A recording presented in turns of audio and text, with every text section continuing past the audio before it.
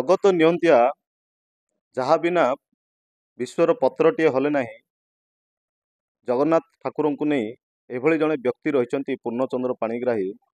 ଜଗନ୍ନାଥଙ୍କର ପରମ୍ପରା ସଂସ୍କୃତିକୁ ବଜାୟ ରଖିବା ପାଇଁ ଉଦ୍ୟମ ଜାରି ରଖିଛନ୍ତି।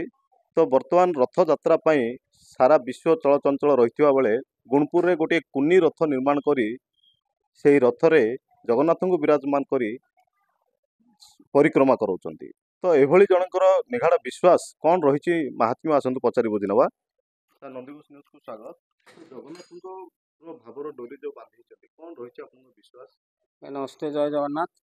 ମୁଁ ପୂର୍ଣ୍ଣଚନ୍ଦ୍ର ପାଣିଗ୍ରାହୀ, ଅବସରପ୍ରାପ୍ତ ଶିକ୍ଷକ। ଆଜିକୁ 10 ବର୍ଷ ତଳେ ମୋ ଦେହ ଅସୁସ୍ଥ ଥିଲା, ପାରାଲିସିସ୍ରେ ପୀଡ଼ିତ ଥିଲି। କିନ୍ତୁ ଜଗନ୍ନାଥଙ୍କ କୃପାରୁ ମୁଁ ପୁରୀ ଶ୍ରୀମନ୍ଦିର ଯାଇକି ସୁସ୍ଥ ହୋଇକି ଆସିଛି। ସେଦିନଠୁ ଭକ୍ତ ଭାବରେ ଛୋଟିଆ ଭକ୍ତଟିଏ ମୁଁ ଖୁସିରେ ଜଗନ୍ନାଥଙ୍କ ପ୍ରଚାର ପ୍ରସାର ପାଇଁ ତା ଆନନ୍ଦର ସହିତ ମୁଁ ଏଇଠି ରଥଯାତ୍ରା ଆରମ୍ଭ କରିଛି। ଆଉ ଠାକୁରଙ୍କର ନୀତିକାନ୍ତି ହୁଏ ଯେମିତି ଜଗନ୍ନାଥଙ୍କ ନୀତିକାନ୍ତି ହୁଏ ସେମିତି ହୁଏ। ଏ ବର୍ଷ ବି ରଥଯାତ୍ରା କରାହେଇଥିଲା। ଭୋରୁ ଠାକୁରଙ୍କର ମଙ୍ଗଳ ଆଳତୀଠୁ ଆରମ୍ଭ କରି ଯାହା ଯାହା ନୀତିକାନ୍ତି ହେଇଥିଲା ସବୁ ସମାପନ କରି ରଥ ଆରୂଢ଼ କରିଥିଲୁ ଜଗନ୍ନାଥଙ୍କୁ। ଆଉ ପୁରା ଆମ ଅଞ୍ଚଳରେ ବୁଲା ହେଇଥିଲା ଠାକୁରଙ୍କୁ, ଲୋକ ସହଯୋଗ କରିଥିଲେ। ତ ଦେଖୁଥିଲେ ପୂର୍ଣ୍ଣଚନ୍ଦ୍ର ପାଣିଗ୍ରାହୀଙ୍କର କିଭଳି ନିଗାଢ଼ ବିଶ୍ୱାସ ରହିଛି, ସେଇଭଳି ଆଉ ଜଣେ ଭକ୍ତ ରହିଛନ୍ତି। ତ କ'ଣ କହିବେ ସାର୍ ଜଗନ୍ନାଥ?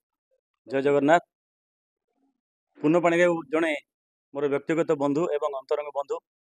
ସେ ନିଜେ କହୁଥିଲେ ଗତ 12 ବର୍ଷ ତଳେ ସେ ଅସୁସ୍ଥ ଥିଲେ, ପକ୍ଷାଘାତରେ ସେ ପୀଡ଼ିତ ହୋଇ ଶେଷ ଥର ଦର୍ଶନ କରିବା ପାଇଁ ପ୍ରଭୁ ଜଗନ୍ନାଥଙ୍କୁ ପୁରୀ ଯାଇଥିଲେ ଏବଂ ଜଗନ୍ନାଥଙ୍କ 22 ପାହାଚ ଯାଉ ଯାଉ ତାଙ୍କର ସେ ପକ୍ଷାଘାତ ଦୂରେ ଉଭେଇ ଯାଇଥିଲା। ସେ ପୁନର୍ଜନ୍ମ ପାଇଥିଲେ। ସେହି ଦିନଠାରୁ ପ୍ରଭୁ ଜଗନ୍ନାଥଙ୍କ ଉପରେ ତାଙ୍କର ପ୍ରଗାଢ଼ ବିଶ୍ୱାସ ଆସିଲା। ସେ ମୂଳରୁ ତ ସେ ଛାତ୍ର ଜୀବନରୁ ସେ ଜଗନ୍ନାଥଙ୍କର ଜଣେ ଭକ୍ତ ଥିଲେ। ପରବର୍ତ୍ତୀ ସମୟରେ ଜଗନ୍ନାଥ ପ୍ରତି ବିଶ୍ୱାସ ଆସିଲା।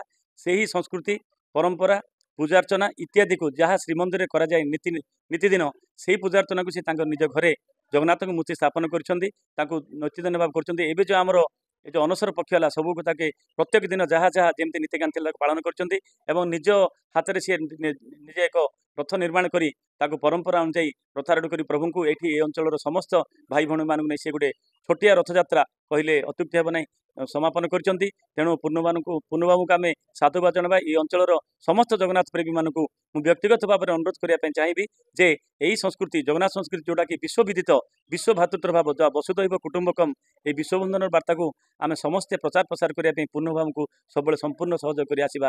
ଧନ୍ୟବାଦ। ଜୟ ଜଗନ୍ନାଥ। ଦେଖୁଥିଲେ ଯିଏକି ପୂର୍ଣ୍ଣଚନ୍ଦ୍ର ପାଣିଗ୍ରାହୀ ରହିଥିଲେ, ଦେହ ଅସୁସ୍ଥ ରହିଥିବା ଯୋଗୁଁ 22 ପାହାଚର ସ୍ପର୍ଶ କରି ଯିଏ ଆରୋଗ୍ୟ ହୋଇଥିଲେ। ତ ସେହି ଦିନଠାରୁ ଜଗନ୍ନାଥ ପ୍ରେମର ବାନ୍ଧି ପଡ଼ିଛନ୍ତି ପୂର୍ଣ୍ଣଚନ୍ଦ୍ର ପାଣିଗ୍ରାହୀ। ଏହାପରେ ସେ ନିଜେ ନିଜ ଘରେ ଜଗନ୍ନାଥଙ୍କର ଚତୁର୍ଦ୍ଧା ମୂର୍ତ୍ତି ରଖିଛନ୍ତି। ଏହା ସହିତ ରଥଯାତ୍ରା ସମୟରେ କୁନି ରଥ ନିର୍ମାଣ କରି ଜଗନ୍ନାଥଙ୍କୁ ବିରାଜମାନ କରି ଅଞ୍ଚଳରେ ରଥକୁ ପରିକ୍ରମା କରାଉଛନ୍ତି। ବାସ୍ତବରେ ଏହିଭଳି ପ୍ରୟାସ ନିଶ୍ଚିତ ରୂପେ ଅଞ୍ଚଳରେ ଚର୍ଚ୍ଚାର ବିଷୟ ପାଲଟିଛି। ରାୟଗଡ଼ା ଜିଲ୍ଲା ଗୁଣପୁରରୁ ଜନାର୍ଦ୍ଦନ ମହାପାତ୍ର ରିପୋର୍ଟ, ନନ୍ଦିଘୋଷ ଟିଭି।